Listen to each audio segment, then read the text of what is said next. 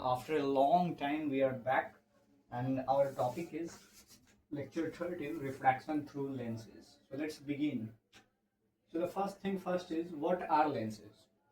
Lenses होते क्या हैं?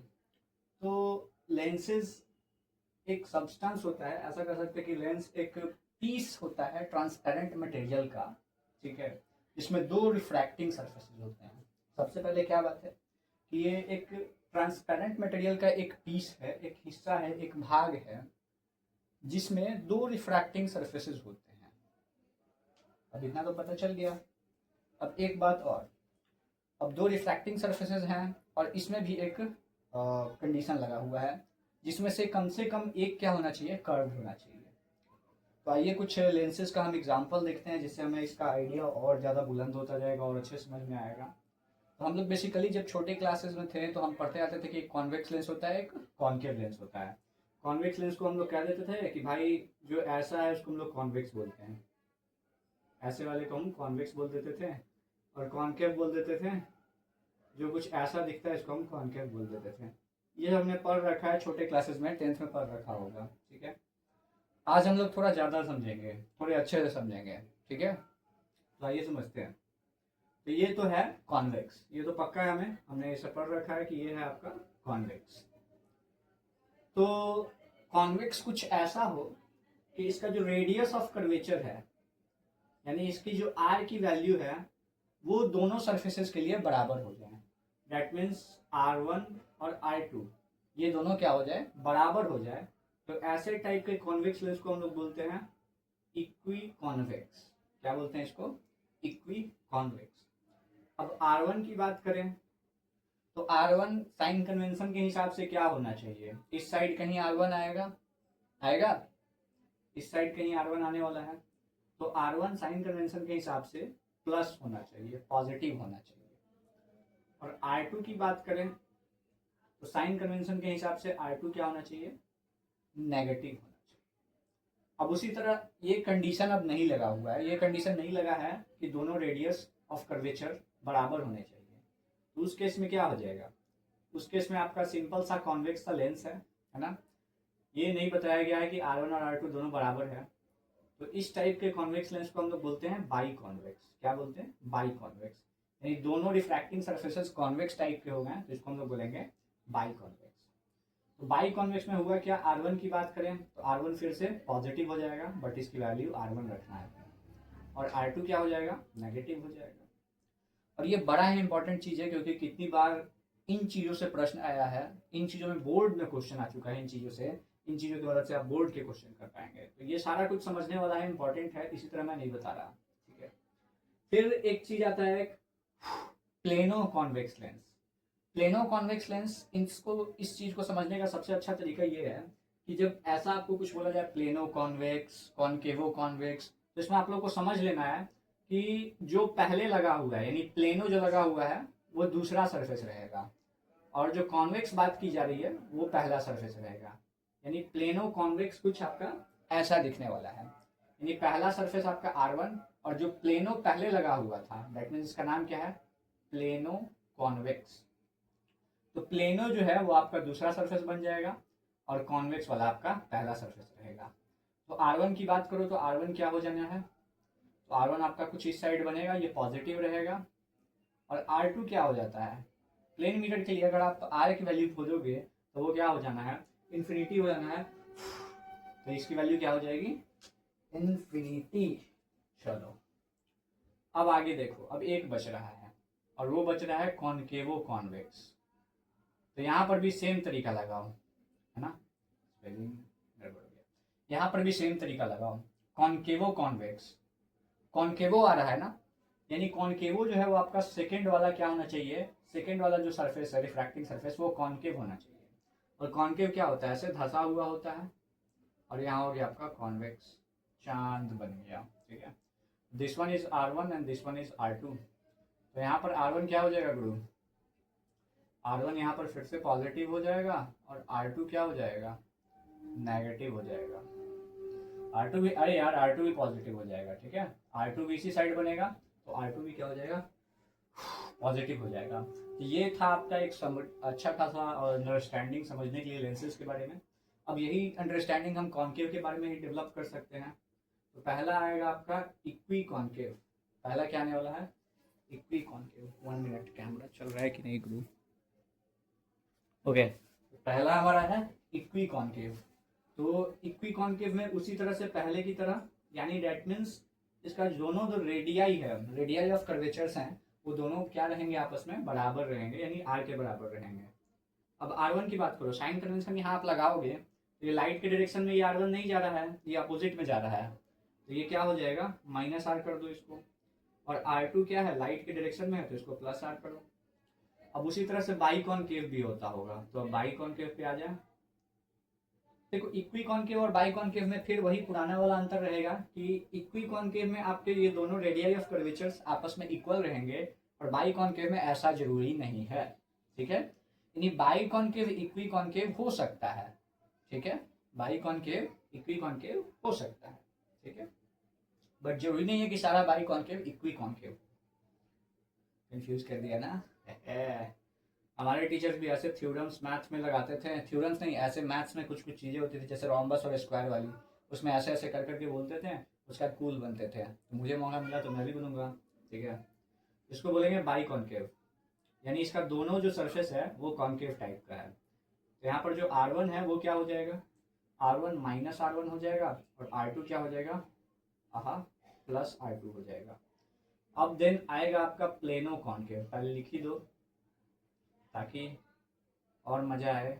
और फिर आ जाएगा तुम्हारा कॉन्वेक्सो कॉनकेव, इससे ज़्यादा टाइप के नहीं होंगे। प्लेनो कॉनकेव में क्या होगा गुरु? आपका जो दूसरा वाला सरफेस है वो प्लेन हो जाएगा, और जो पहला वाला सरफेस है वो क्या हो जाएगा? कॉनकेव हो जाएगा। तो इस टाइप का कुछ स्ट्रक्चर बनेगा, बिल्कुल बनेगा। तो ये R1 हो गया, ये R2 हो गया।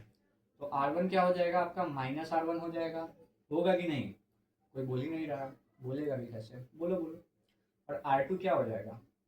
R2 आपका इंफिनिटी हो जाएगा। बाप रे, बहुत गर्मी है गुरु, पंखा चला के बनाएंगे तो नॉइज आ जाएगा, समस्या है। अब देखते हैं कॉन्वेक्सो कॉनकेव। कॉन्वेक्सो कॉनकेव में क्या होने वाला है? दूसरा वाला सरफेस आपका कॉन्वेक्स हो जाएगा, और पहला वाला सरफेस क्या हो जाएगा? कॉनकेव हो जाएगा। तो ऐसा कुछ बनेगा, बनेगा ना? ये R2 हो गया, ये R1 हो गया। तो R1 क्या हो जाएगा गुरु? माइनस R1, और R2 क्या हो जाएगा? R2, R2 भी हो जाएगा माइनस R2। फाइन, देखो सब मिलता जुलता चीज लग रहा है। ये अंडरस्टैंडिंग अगर आपको समझ में आ गया है तो आप जेई का भी क्वेश्चन बना सकते हैं, जेई में भी ऐसे क्वेश्चन आते हैं। तो ये एक अच्छे लेवल की अंडरस्टैंडिंग थी। अब आगे बढ़ते हैं, इसी अंडरस्टैंडिंग में पूरा टाइम नहीं स्पेंड करना। अब हम आ गए हैं अगले पड़ाव में इस वीडियो के, और यहाँ हम जानेंगे कुछ इंपॉर्टेंट टर्म्स के बारे में जो कि लेंस से रिलेटेड है। पहला है आपका ऑप्टिकल सेंटर। तो ऑप्टिकल सेंटर क्या होता है? तो लेंस का वो पार्ट होता है जहां से रे पास करने पर वो अनडेविएटेड पास कर जाए। तो अगर आपको मैं कॉन्केव लेंस बनाऊं, या सॉरी कॉन्वेक्स लेंस बनाऊं, तो इसका ऑप्टिकल सेंटर वैसा जगह है जहां से अगर रे पास कर रहा है तो ये अनडेविएटेड पास कर जाएगा, यानी इसमें कोई डेविएशन नहीं आएगी। This point is called optical centre. और ये बड़ा ही इंपॉर्टेंट सा चीज है, और it plays very vital role जब आपको किसी टाइप का मेजरमेंट लेना होता हो। ऑप्टिकल सेंटर क्लियर है, ऐसा पॉइंट लेंस का जहां से रेज अनडेविएटेड पास कर रहा है। अब प्रिंसिपल एक्सिस की बात करें तो प्रिंसिपल एक्सिस वहां भी था मिरर के केस में, और यहाँ भी है। तो प्रिंसिपल एक्सिस ऐसा तुम कह सकते हो कि ऐसा लाइन, ठीक है, ऐसा लाइन जो कि आपके ऑप्टिकल सेंटर से पास कर रहा है और लेंस के परपेंडिकुलर हो। ठीक है, परपेंडिकुलर टू द लेंस हो और पासिंग थ्रू ऑप्टिकल सेंटर, इसको हम लोग क्या बोल देंगे? Principal axis.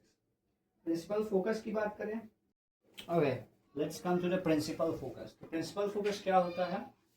तो जैसे कि आपका मिरर में फोकस होता था, ठीक है, फोकल पॉइंट होता था, फोकस होता था, सॉरी प्रिंसिपल फोकस होता था, वैसे लेंसेज में ही फोकस होते हैं, बट यहाँ पर दो होते हैं, first principal focus and second principal focus. तो जैसे कि देखो, आपका एक कॉन्वेक्स लेंस में बना रहा हूँ, तो यहाँ पर आपके दो कर्वेचर्स बन रहे हैं। यहाँ पर कितने कर्वेचर्स बन रहे हैं? दो कर्वेचर्स बन रहे हैं। तो इस हिसाब से आपके क्या होना चाहिए?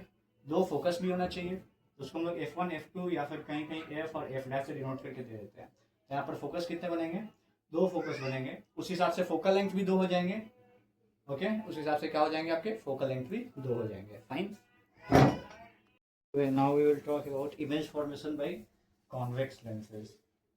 So first case is when our object position is between infinity and 2f. जब ऑब्जेक्ट को इन्फिनिटी और 2f के बीच में रखेंगे, 2f का मतलब यहाँ पर लेंथ है 2f, दैट मीन्स इधर साइड का आपका 2f का मतलब हो गया, दैट मीन्स इधर का r1 हो गया, फिर इधर r2 हो गया, दैट्स योर 2f1।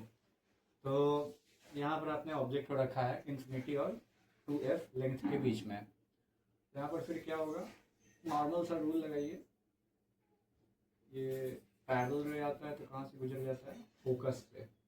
उसके बाद फिर एक रे को ऑप्टिकल सेंटर से गुजार दीजिए। तो आपका इमेज कहाँ बन रहा है, इमेज बन रहा है f2 और 2f2 के बीच में। तो इमेज की पोजीशन क्या आ जाएगी, between f2 and 2f2। Fine. Size की बात करें तो इमेज की साइज स्मॉलर है, ऑब्जेक्ट से छोटी बन रही है। नेचर की बात करें तो नेचर हो जाएगा आपका R and I, that means real और इन्वर्टेड। फिर ऑब्जेक्ट की पोजीशन थोड़ा आगे बढ़ाते हैं, 2f1 पे लेके जाते हैं, तो फिर कुछ ऐसा डायग्राम बनेगा, ये पैरेलल रह गया और फिर फोकस से गुजर गया। देन उसके बाद एक ऑप्टिकल सेंटर से हमने गुजारा, तो ये आपका यहाँ पर जाके कहीं गुजरा। ये दोनों रे कहीं यहाँ पर जाके इंटरसेक्ट कर रहे हैं। ठीक है, जैसा मिरर के केस में होता था वैसा ही यहाँ पर हो रहा है। इमेज की पोजीशन अब यहाँ पर हम लिखना चाहें तो वो हो जाएगा एट 2f2। इमेज की साइज की बात करें तो सेम साइज है। नेचर की बात करें तो आर एंड आई ही रहेगा। देख कैसा लग रहा है कि सारा कुछ जो कॉन्केव मिरर सामने था वो सारा कुछ यहाँ पर आपको कॉन्वेक्स लेंस में देखने को मिल रहा है। सारे के सारे केसेस यहाँ फॉलो हो रहे हैं। अब आगे के केसेस को देखते हैं। हो गया, अब तीसरा केस हमें दिख रहा है यहाँ पर ऑब्जेक्ट की पोजीशन 2f1 और f1 के बीच में है। तो इमेज फॉर्मेशन का रूल लगाएंगे, एक पैरेलल रे लेके जाइए, ये f2 से गुजर जाएगा और एक ऑप्टिकल सेंटर से गुजारिए।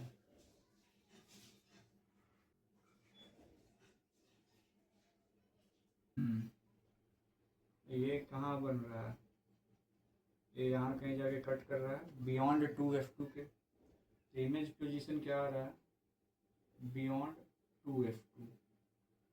बियॉन्ड 2f2 का मतलब क्या है, बियॉन्ड 2f2 का मतलब है ये 2f2 के बियॉन्ड बन रहा है, यानी 2f2 और इन्फिनिटी के बीच में भी इसको लिखा जा सकता है।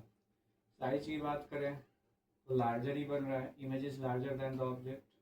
नेचर की बात करें तो अभी आर एंड आई ही आ रहा है, आवाज़ देर नहीं होना चाहिए। अब f1 पे ऑब्जेक्ट को रखेंगे तो क्या होगा, f1 को ऑब्जेक्ट पे रखने पर क्या होने वाला है, सेम केस लगेगा जो वहाँ लगता था। ओके, एक तो ये वाला रे हम लेके जा सकते हैं f2 से। उसके बाद एक रे हम ऑप्टिकल सेंटर से गुजार सकते हैं। तो ये पैरेलल रेस जा रहे हैं और पैरेलल रेस कहीं जाके मिलेंगे पीछे, कहाँ जाके मिलेंगे, तो इन्फिनिटी पे जाके मिलेंगे। तो इसका इमेज पोजीशन क्या आ रहा है, इन्फिनिटी। साइज की बात करें तो वेरी लार्ज, ठीक है, मतलब बहुत ज़्यादा ही लार्ज है। और नेचर की बात करें तो ये भी आर एंड आई है, रियल यानी इन्वर्टेड ही है। एक लास्ट केस बच रहा है, तो लास्ट केस में इसी को मिटा के दिखा देता हूँ यहाँ पर। लास्ट केस फटाक से हो जाएगा, और वो लास्ट केस एकदम से कॉन्केव मिरर में जो केस रहता था उसी टाइप का है। यहाँ पर ऑब्जेक्ट पोजीशन आपका हो जाता है बिटवीन f1 एंड o, यानी f1 और o के बीच में आपका ऑब्जेक्ट रखा रहेगा। तो इमेज कहाँ बनेगा उस पर चर्चा करनी है। ठीक है, ये बहुत ही, देखो ये सारा जो इमेज फॉर्मेशन जो है वो पढ़ाने की ज़रूरत है नहीं, ये सारा कुछ हमने बचपन में पढ़ रखा है, 10th क्लास में पढ़ रखा है। ये सारा कुछ उतनी बड़ी चीज़ें नहीं हैं, but still we are including this things ताकि हमारा कंप्लीट पैकेज बन सके। अदरवाइज इन चीज़ों की ज़रूरत नहीं है हमें पढ़ने की, इसलिए इसे जल्दी जल्दी भी ख़त्म किया जा सकता है। तो f1 और o के बीच में बनेगा तो क्या होना चाहिए, तो एक तो भाई अपना फेवरेट रे लेके चले जाओ पैरेलल वाला, दूसरा कुछ ऐसा लेके चले जाओ। ये डाइवर्जिंग रेज हैं, पीछे जाके कहीं मिल रहे होंगे, कहीं जाके पीछे मिल रहे होंगे, है ना। तो जैसा कि उस केस में हुआ था उसी हिसाब से यहाँ पर भी चलेगा, सेम टाइप का चलेगा। ठीक है, जैसा कि आपके कॉन्केव मिरर के केस में चल रहा था।